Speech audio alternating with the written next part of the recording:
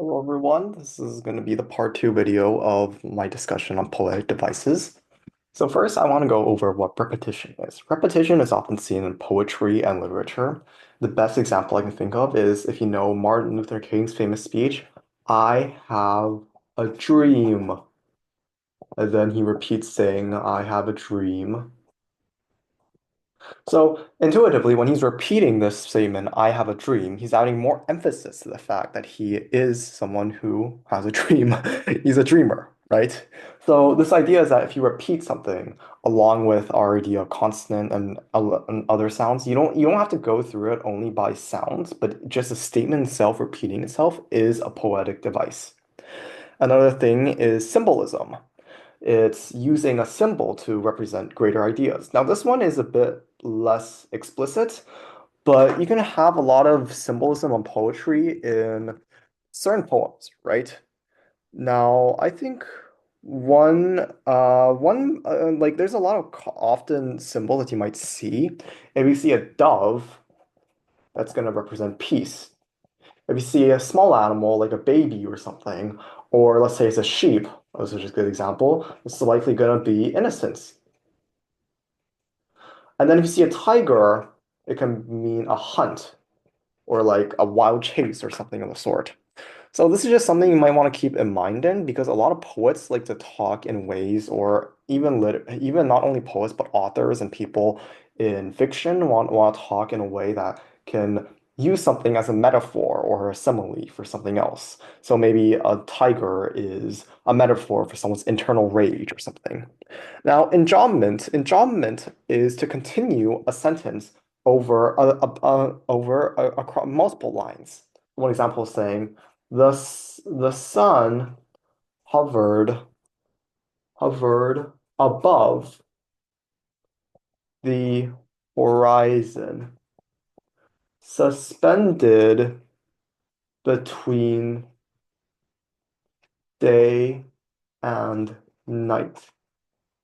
So why the author chooses instead of saying in one sentence to divide it like this? Because we emphasize that the sun hovered above the horizon and suspended.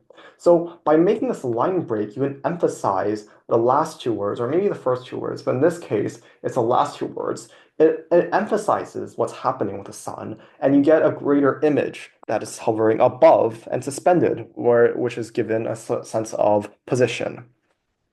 Now, the fourth one I want to go over is anaphora. Anaphora is a repetition of a word or a phrase at the beginning of the word of a sentence or a couple of lines. So one example from Charles Dickens was, "It was the best of times.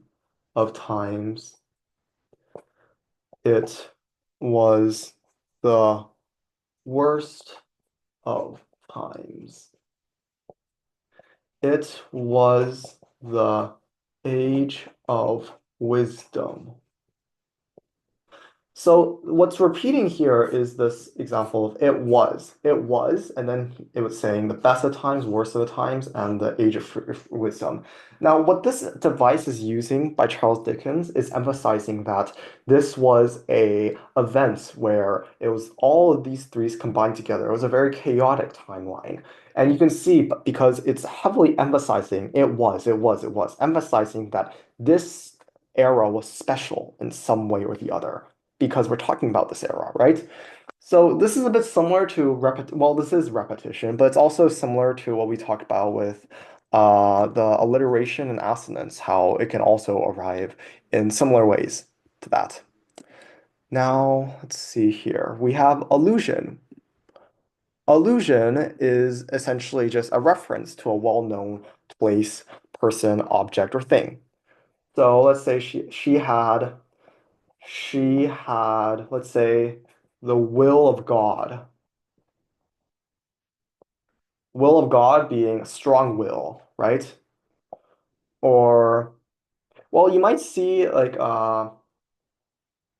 Icarus, Icarus is passion. Icarus is a Greek mythological figure, or Zeus's strength. Zeus is the god of all gods in Greek mythology, but the idea is anytime you're referring to something that's famous, whether it's a person, place, or thing, I gave people this aspect, but you can also use other examples with other well-known things. But once it's directly referencing it, it generally has a purpose in the poet's mind where they want to emphasize that this, because intuitively, all of these well-known people or things are well known for a reason. So by emphasizing that, they are trying to point the direction and assert a certain point. Now, I hope this helps. And when you're reading poems, you have to keep on thinking about these devices and how they might relate to the author's inherent or more suburb messages. Thank you for listening.